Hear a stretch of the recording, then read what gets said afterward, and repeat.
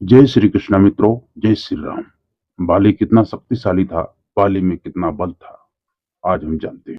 किष्किंधा के राजा बाली का नाम रामायण महाकाव्य के सबसे बलशाली योद्धाओं में लिया जाता है मित्रों। फिर भी उनमें राज्य विस्तार की कामना नहीं थी। रामायण महाकाव्य के सबसे शक्तिशाली पात्रों को देखा जाए तो उसमें बाली का नाम पहले लिया जाता है। बाली को वानर राज बाली भी कहा जाता था क्योंकि वह किष्किंधा का राजा था।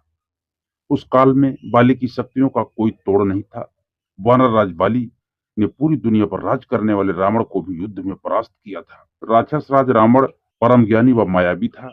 इसके साथ ही उसे भगवान शिव व ब्रह्मा से वरदान प्राप्त था, जिस कारण उसे खुद पर अहंकार भी था कि उसे कोई भी नहीं हरा सकता है। फिर भी रावण एक दिन बाली से जा भिड़ा। रावण को लगा था कि यह साधारण सा वानरों का राजा उसका क्या बिगाड़ लेगा, लेकिन उसके बाद बाली ने रावण को मल्ल युद्ध में पराजित कर 6 महीने तक अपनी कौख में दबा कर रखा हुआ था। जिसके बाद रावण को लगा कि वह लंका कभी नहीं लौट पाएगा, तो उसने बाली से हार मान ली और रावण का घमंड चूर चूर हो गया था। नमस्कार दोस्तों, हमारे मोटिवेशन आर के ब्लॉग चैनल में आपका बहुत स्वागत है। आप लोग चैनल में नए हैं, चैनल को सब्सक्राइब करें, बेल आइकन को जरूर प्रेस करें दोस्तों, और कमेंट में जय श्री राम जरूर लिखें। दोस्तों, आगे आप बहुत कुछ जानकारी जानने वाले हैं बाली के बारे में, जो आपको अभी तक किसी ने नहीं बताया। आज हम आपको सटीक जानकारी देंगे, आप लोग वीडियो को अंत तक जरूर देखें। वाल्मीकि रामायण किष्किंधा कांड सर्ग 10 में सुग्रीव बाली की ताकत और पराक्रम के बारे में बताते हैं।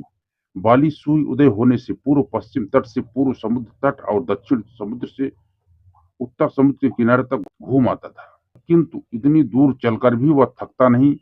वह महापराक्रमी बाली पर्वतों में चढ़ बढ़कर उनमें बड़े बड़े शिखरों को हाथ से गेंद की तरह उछाल कर फेंक देता था। वनों के बड़े बड़े वृक्षों को उखाड़ कर फेंक देता था। तो पहले जान लेते हैं दोस्तों कि बाली कौन था, बाली कितना ताकतवर था। देवराज इंद्र बाली के धर्म पिता थे और वह प्रतिदिन सूर्यदेव की आराधना करता था। बाली के बारे में कहा जाता था, उससे जो भी व्यक्ति युद्ध करता था उसकी आधी ताकत उसके पास चली जाती थी, जिसके कारण उसे कोई भी नहीं हरा पाता था। महाबलशाली और महापराक्रमी होने के बाद भी वह महत्वाकांक्षी नहीं था, इसलिए वह अपने राज्य में संतुष्ट था और उसमें साम्राज्य के विस्तार की भावना भी नहीं थी। बाली ने दुंदुभी नाम के राक्षस सावध किया था। दुंदुभी में 10,000 हाथियों का शक्ति थी, जिसके साथ उसका महीनों तक युद्ध हुआ था और अंत में बाली ने दुंदुभी को काल के गाल में भेज दिया था और उसके बाद उसे विशाल राक्षस के मृत शरीर को 1 योजन दूर फेंक दिया, यानी कि 13 किलोमीटर दूर। महाबलशाली बाली में कुछ दुर्गुण भी थे। उसने अपने सेवक जैसे भाई को अपमानित कर उसकी पत्नी को उससे छीन ली और उसे राज्य से बेदखल कर दिया। उसके बाद उसने अपने ही भाई के प्राण लेने का प्रयास किया। तब श्री राम ने जंगल से बाली को अपने तीर से मारकर उसका वध कर दिया।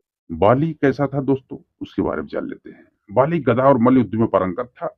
उसमें उड़ने की शक्ति अपार थी।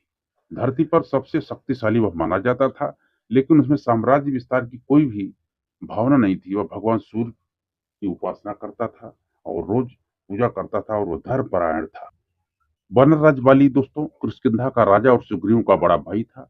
बाली का विवाह वानर वैद्यराज सुषेण की पुत्री तारा के साथ संपन्न हुआ था। तारा एक अप्सरा थी। बाली को तारा किस्मत से ही मिली थी। बाली की आगे रावण की एक नहीं चली थी। तब रावण ने क्या किया था, अभी आप जानेंगे। बाली के पिता का नाम वानर श्रेष्ठ ऋच था। बाली के धर्म पिता देवराज इंद्र थे। बाली का एक पुत्र था जिसका नाम अंगद था। बाली गदा और मल्ल युद्ध में पारंगत था। अब उसे इतना ताकत कैसे मिला दोस्तों, इसके बारे में जान लेते हैं। रामायण के अनुसार बाली को उसके धर्म पिता इंद्र ने उसे स्वर्ण हार दिया था मित्रों, जो सारी ताकत उस हार से उसको मिलती थी। और इस हार को ब्रह्मा ने मंत्र युक्त करके यह वरदान दिया था कि इसको पहनकर बाली जब भी रणभूमि में अपने दुश्मन का सामना करेगा तो उसके दुश्मन की आधी शक्ति क्षीण हो जाएगी और यह आधी शक्ति बाली को प्राप्त हो जाएगी। इस कारण से बाली लगभग अजेय था।